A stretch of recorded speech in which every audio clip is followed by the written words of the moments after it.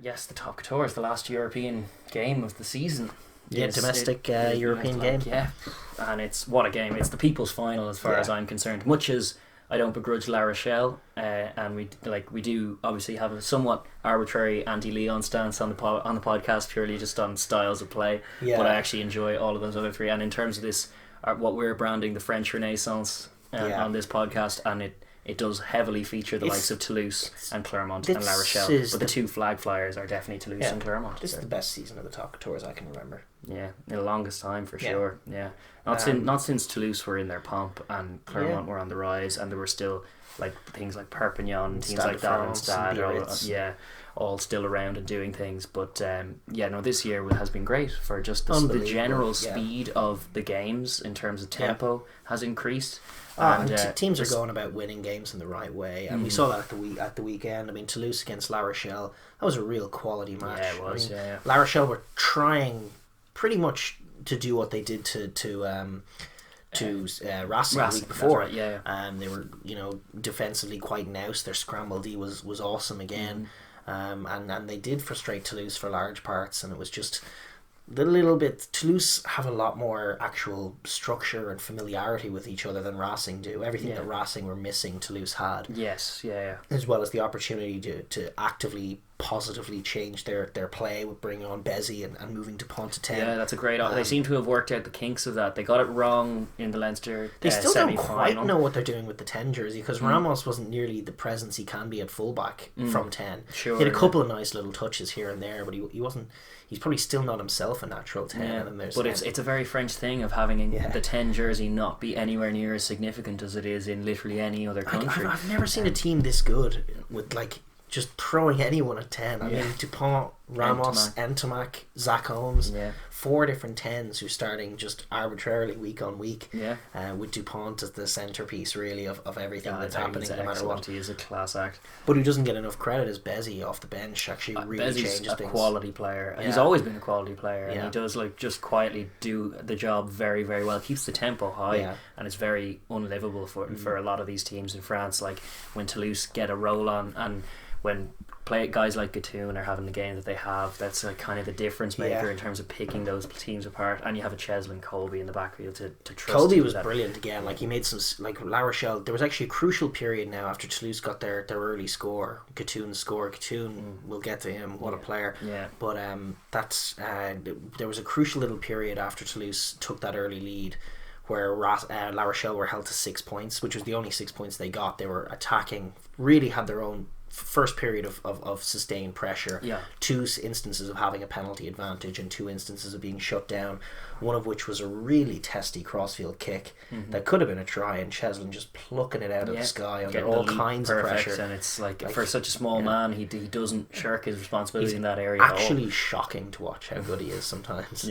He's better than DMAC even as a fullback. Both of them are excellent in that kind of area, because you do look at them thinking and I'm sure any opposition's looking at him we'll target him with the high ball, and it doesn't give anywhere near as much purchase as you think. And his tackling is ferocious as well. That was the difference really, is that for all of Racing's talent, actual players like Gatun and Colby are probably the best in the league in their position comfortably.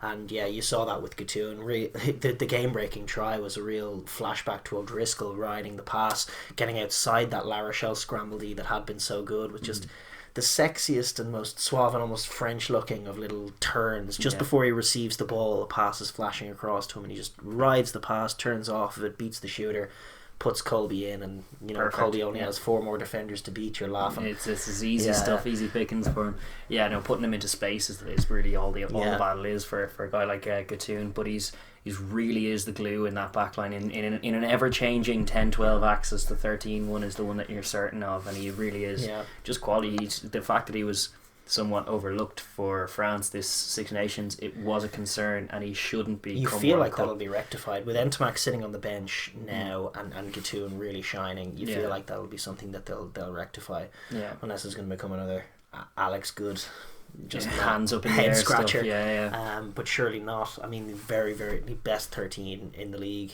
arguably the best in Europe right now. He's looking very good. He does all the basics very well, and then pulls out a few like glorious touches now and then throughout the game. Hasn't let them down all season. No, not really at all. Yeah, it was scored and then was vital in their 2 tries. Yeah. But Toulouse, for all of that, like they're very organised. They had actually had a leg up in the scrum.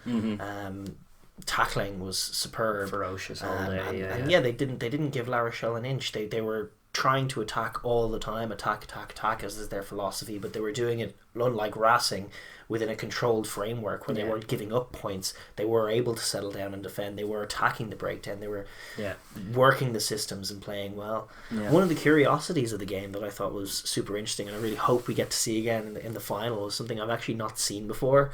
When they had a scrum, they actually had a penalty and took a scrum on the 5 metre line of La Rochelle, and they put Cheslin at number 8 and put Kino in the midfield. And I was like, what's going to happen here? What's going on? And they got the better of the scrum, and then the ref gave it like a reset scrum, and Colby was trying something, and then eventually it got disrupted because the La Rochelle back row just broke off the scrum and disrupted it before anything could happen. And it was kind of poor reffing, but I was like, what was that going to be? It's one of those great little curious scrum plays. I'd love to see them try it again. Was it going to be Kino crashing in the middle? Was it going to be Cheslin picking off the base? And running outside of all those flankers? No, it could have been either. Great stuff. You need Justin Marshall commentating those moments. Try and speculate about what's happening at this scrum. He usually gets it dead on. He usually does, but I'd say he'd be a bit flummoxed by that one now. I don't know if he's seen anything, hasn't seen the like of it before.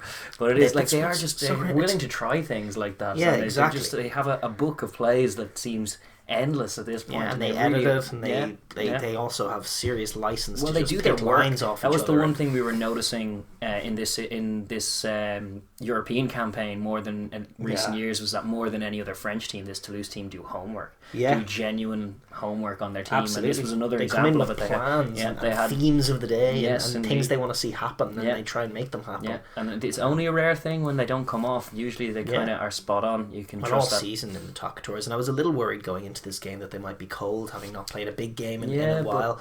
But they came in pretty seamlessly, and they looked well rested and focused and prepped specifically for La Rochelle. Damn near professional. This is it. It's a crazy scene. It's a lovely thing to see in this league, to be honest, because it's been too many years of just ridiculous low quality rugby and slow rugby and big retirees not really getting invested too much. And this is such a welcome change, because Toulouse have such a framework that they can build from. Like, that academy is gold, and they really need to, and they are going to stick with that as their method of kind of producing the most of their players in the core of their team. And their purchases tend to be just bolstering positions where they need a bit of support, and not just bringing in a team. They're going to be powerhouses of Europe once more, and I think that starts for them when they top the top tours. Surely. Their opponents, however, Clermont, will have a thing or two to say about it, because that's a team with some razzle dazzle. I mean, they put Leon to bed. That back three is fire. And like Raka and Penot combining for both tries, one assisting the other. But Penot is something glorious. else. He was great that day as well. He's been great all season. In fact, he's in the conversation for best winger in the world, as is Cheslin Colby. Like that was a serious centre play that set up Raka's try. It was, but he as I said before, he reminds me a lot of Tommy Bowe. He really does. He's a proper footballer who reads the game. As such, can slot into 13 very effectively. But on the wing, he's a near unstoppable. That little change of pace. I mean, it was off the top of a line out, and they flicked the ball. This was sort of the killer try later in the game. Clermont had a ball off the top of the line out, flashed it out to Penot, and he just gasses straight away inside the defence, just turns on the accelerator and slices through and puts Raka in, and it's just he's one of those guys who seems very tricky to tackle as well. Like, even when guys get near him, he shrugs them off most of the time. He's usually accelerating through it though as well. Like, he doesn't slow down, he doesn't brace for impact nearly as much. He's also running at soft shoulders, and he's doing it super quickly. And again, keeps his hands on the ball. Like, just a really classy operator. For sure. And definitely Clermont's main danger man, but likes of Camille Lopez as well. For Leon, like as we predicted, their season came to an end at this point. I thought this was actually an impressive enough feat to get as far as they did. Their in my eyes, their cup final was the Montpellier game, and seeing them off impressively was a good feat. But Clermont, you always felt had too much for Bordeaux. Too much for them. They did get an early early try off Liam Gill. They had some good little forward plays in them. Clermont hit the accelerator. We're probably a little harsh on them on the balance of the season. Like, they're a well drilled side, and they certainly showed, like, in that Montpellier game, more discipline in terms of what they were trying to achieve than Montpellier. So that there's credit there, but I do think that the right two teams have made it to the final in Clermont and Toulouse, because just based on all seasons evidence, they've been slightly the better of all of these teams. And then even looking at the final against La Rochelle in the Challenge Cup that they went through, it bodes well for this Clermont team now that they've managed to put away a final, even albeit the lower tier, but it'll do their confidence the world of good, because people like Kaiser in front row have too many memories of finals going wrong, so that's a good one to take in, and it's an unlikely kind of double of sorts that they're going for. There's no question that, like, in terms of finals footy, there's just been not even an indication really of the flappability. Like, I mean, they shipped points against Northampton. They've like, that has been happening to them in regular season games as well, where when games get super high scoring, they do switch off. They do get, well, it's not even so much a switch off, they just go through periods of getting attacked at, and they do give up some soft tries, which could be a theme of this weekend. But I haven't seen any indication that they're going to bottle it when the going gets tough. Sure. They've been playing exactly as they would in the regular season in all of finals footy. They've gone on and done it in this semi-final last week, and so they're gunning for this one. It's for the season of just enterprise and colour and it's attacking rugby that it has been. You couldn't have picked a more perfect final. Fans wise as well, I mean, two great supporters. We're going to have the red and black and the yellow. It's going to look great in the stadium. All season we've had this, know, and they brought it to Europe as well. Just colour and noise and.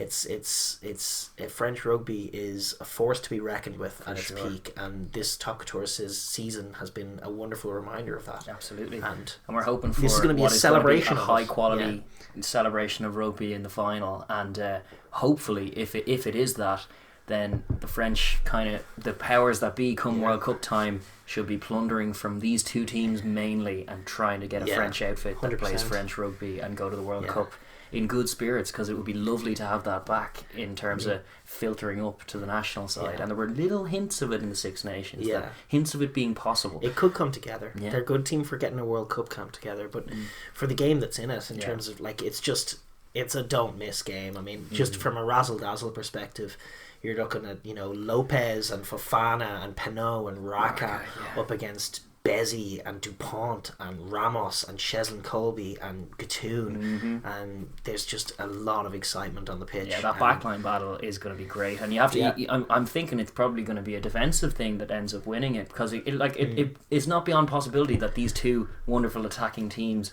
end up playing out what is quite a tight nip and tuck match. You would expect they're still French teams, so you'd expect when defences readily give up penalties, 3-pointers will be taken. So it will be one of those kinds of games. Territory will be important. Teams will be trying to play smart. The forward battle is almost as interesting. I mean, you've got like the Clermont back row of Vittoria, Lapondri and Fritz Lee, which is super dynamic and super interesting, strong, against some serious units in the Toulouse pack like Kino and Arnold, even, who's had a great season, and Corey as well. I mean, there's a lot of exciting matchups going on there. The breakdown is going to be huge. I think the breakdown and the two defences is going to be really the making or breaking of this. I don't foresee set piece being the route either of these teams take. I think even pre-breakdown, some of the collision zone will be interesting to see who's going to get the better of that. Are we getting dominant tackles on either end? Even it's less important with these sort of offloading teams. Like, even if you get dominant collision, you're going to move the ball a bit. But what happens when that guy goes to deck is crucial. Is there going to be support there? Is there going to be clean possession for both sides? Both sides are going to be trying to spoil and steal. And whoever gets that off is going to be huge. I mean, both of them can launch off counter-attack. For sure. And the theme of these little knockout stages with La Rochelle and even last week between Toulouse and La Rochelle has been defensive teams shutting each other down. Really excellent scramble defense, which I really do love to see, instead of just sort of softly giving up tries when you're under pressure. Like, there has been a less so with Clermont, but certainly with Toulouse, an ability to soak pressure and look like you're going to concede and make teams work for every single score. For sure. And they've pulled off some excellent defensive plays as well as everything else this year. Sure, their defence in that 14-man showing against Racing earlier in the season was just mighty, and they had to put in some shift, and there was no hint of soft scores from any of them at any minute, at any moment. So you'd expect that to be repeated. It's going to be like they're going to be flinging everything at it. I think both scramble Ds will actually be pretty effective for the most part. It's going to come down to one or two key moments, maybe off turnover, like you're saying. Both teams are lethal potentially off it, but we'll be seeing a lot of kind of play back and forth in the middle of the field, and teams kind of stifling each other. Big responsibilities on the centres to try and shut down what is a dizzying array of attacking options for both. You're gonna have a battle all over the park like that.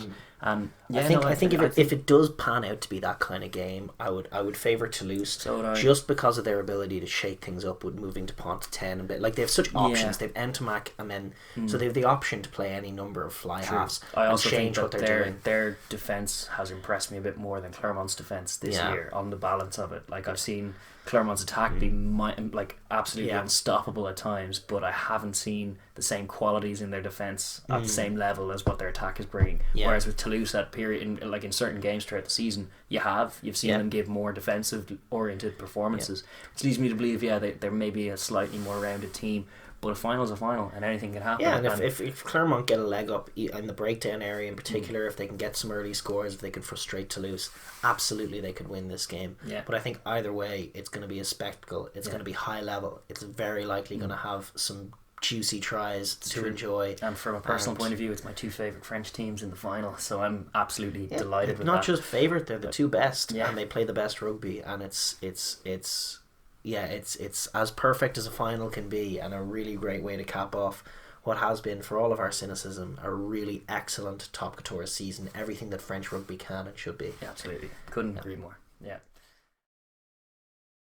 Thanks for watching the Overlap Rugby podcast. If you enjoyed that video, please like down below and subscribe for more videos. And please enter the comments section to join our conversation. Thanks.